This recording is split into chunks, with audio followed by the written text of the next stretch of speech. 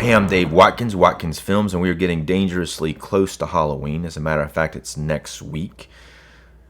So now would be a perfect opportunity to go ahead and like this video. There's a like button below. And also, if you haven't done so already, you could subscribe as well. There's a subscribe button there too. Today we're going to talk about it's from 2022, horror film. And the one we're going to discuss here is none other than Talk to the Hand. I mean, Talk to Me. It's about a group of college kids who talk to a ceramic hand, and then eventually horrific things happen, because this is a horror film. And this is, we're going to get to the plot here in just a minute. It was released by A24, but this is a Lionsgate release as well.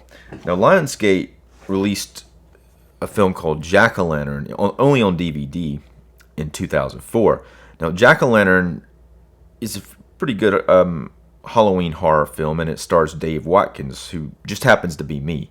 But unfortunately has not received a Blu-ray or a 4K release. It'd be nice to see something like that happen in the future, but who knows.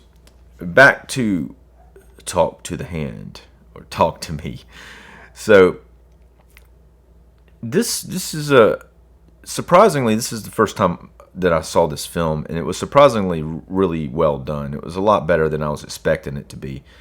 I'm going to talk about the plot a little bit. I'm not going to go overboard and reveal all of the secrets of the film, but just kind of get you an idea about what this is all about. So there's this ceramic hand that is kind of a mysterious hand. And also, I should point out, there is an Umbrella Entertainment release of this film. I didn't get the best copy. I mean, I think the transfer is probably the same, but I didn't get the most badass copy of this. If you go to the Umbrella Entertainment site, it's an Australian film distribution company, and they actually have a prop hand that comes with this one collection. It's like the hand from this film. It was not the same hand, but it is a replica of the hand from the film, and that's a pretty awesome set. And maybe I should have done that, but I just kind of went for this one, which was, I called it on sale for like $10 or something. But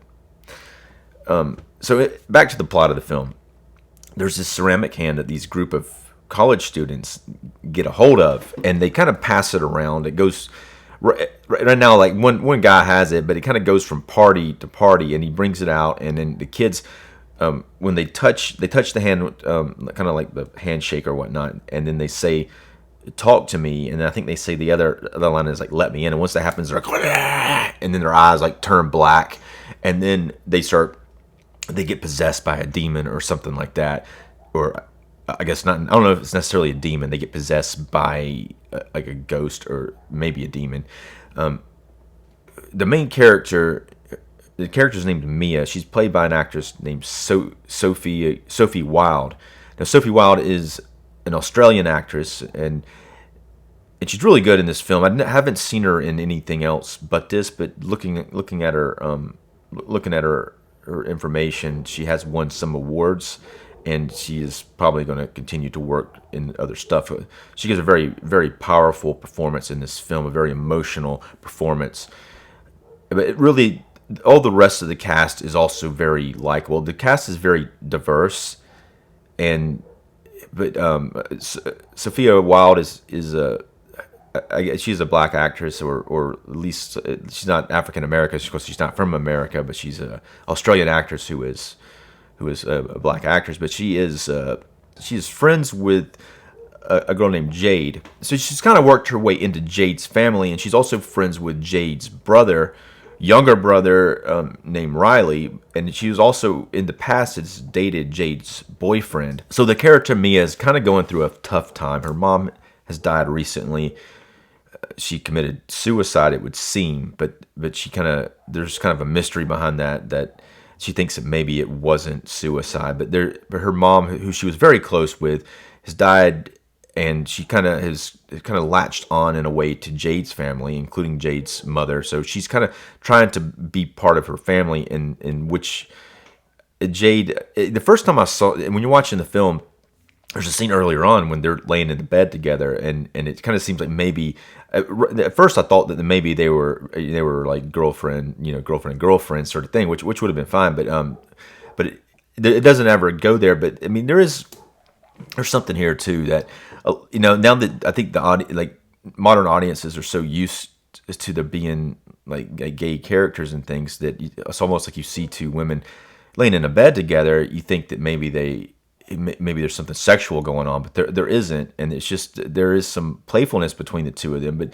you see, women can be friends with other women and lay in a bed. They do this stuff, and they can lay in the bed and not it can not be sexual, and it's not here in the film. But my first thought when I first saw it was that was what was going on, but it's not. They're just friends. But at the same time, Jade is kind of like she feels like she's maybe trying to get too close to her family, and there's some pushback to that, and that, I mean, it plays pretty good in the film, and it kind of gives a lot of depth to the characters, and it's not even depth; it's more of like a tension thing, which plays very well, and it gives the actresses like a lot to work with. So these characters are flawed, but they're also very relatable, and the performances come off very natural. Miranda Otto, who plays Jade's mom, now Jade is the main character, is Mia's friend.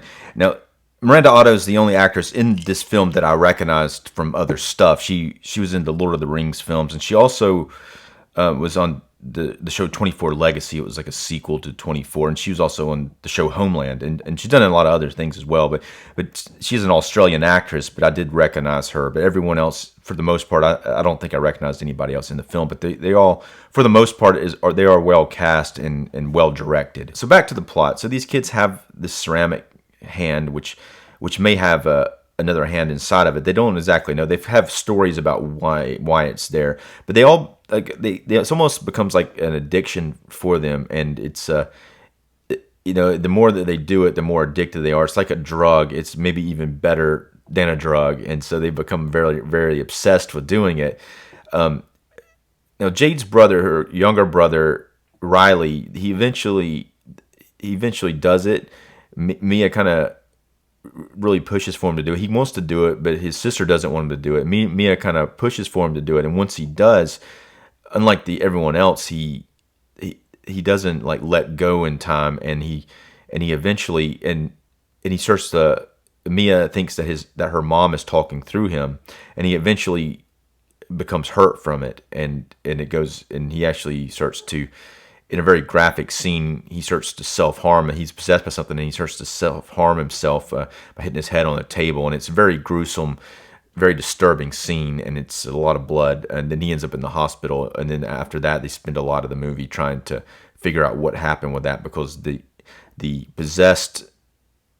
possessed spirit has gotten out of the hand at that point, and is kind of with Mia and him, and so it becomes more of a problem for everybody around. Now it seems like when Mia touches the hand and talks to the hand, instead of like most of the time it just shows when it happens, it shows just them on their face, but actually when she does it, you see who she's talking to. Like she'll like touch the hand, and then you'll see the spirit or the person that she's talking to, and then she'll, like, one time it's a little girl, one time it's an older man, but it actually shows it with her. With the other characters, when they do it, you just see their reaction of being possessed. But Mia's a little different than the other characters. So let's take a quick look at the packaging here. Now this does have a nice slipcover on it. Now there's something down here I want to point out. This Rotten Tomatoes, it says guaranteed from Rotten Tomatoes. Now this made me almost not buy this, because I really don't like seeing that,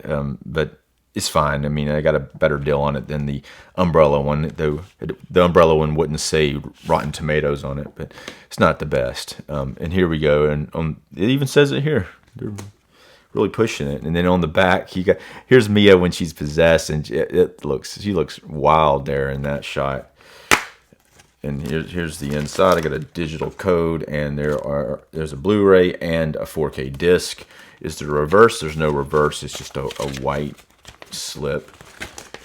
Yeah, so it's nothing too special about this release, because this isn't like the boutique label release. This is just kind of your standard release, but it looks good. And as far as the transfer, now this film has a very unique look to it. It has a very it's kind of modern look. It feels very, just the camera work is very well done, but it feels very organic, and it's often moving, and the set design and the art direction, like the colors in the background of the locations, look very they look very realistic as far as the kind of type of modern day setting for these college kids in Australia.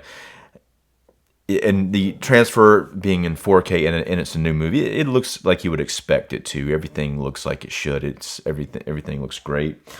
And I haven't seen a Blu-ray version of it, but I'm sure that it looks better on 4K than it does on Blu-ray.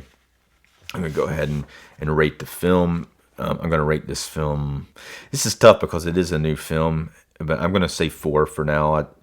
I think this is a very well done film, even if it is a newer film. But I was very intrigued by the film the whole time. I was very some things. Now this film is very brutal in some places, and it's very gruesome. And a lot of the times when you see these spirits that they're talking to, they are somewhat scary and intimidating and gross looking. But as far as like just there is some realism that goes into this, but it doesn't get into anything it's disturbing, but it's not disturbing to the point that it's going to take you out of the film.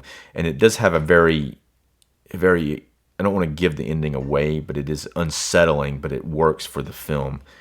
And this is really the biggest, I mean, other than like everything, the atmosphere and all that's working well, but the performance by Sophie Wilde in this movie really, really anchors the film. But the performances by the whole cast, the rest of the cast is good, but what the script has her character, what it demands of the character to do, and how she handles it is very impressive. Yeah, I'm going to give the 4K transfer. I'm going to give that a 4 as well. I mean, the packaging here is fine. I'm not even going to rate it, but it is what it is. If I was looking at the Umbrella release, I'd be giving it like a 4 or a 5. But this is, I mean, for what it is, this is fine. Anyway, if you've seen this film, let me know what you think about it. It's getting really close to Halloween. I'm getting excited about it. I hope you are too, and I hope you can fit in a few extra horror movies before that happens. If you haven't done so already, if you go ahead and like this page and subscribe to my channel. I'm Dave Watkins. Thanks for watching.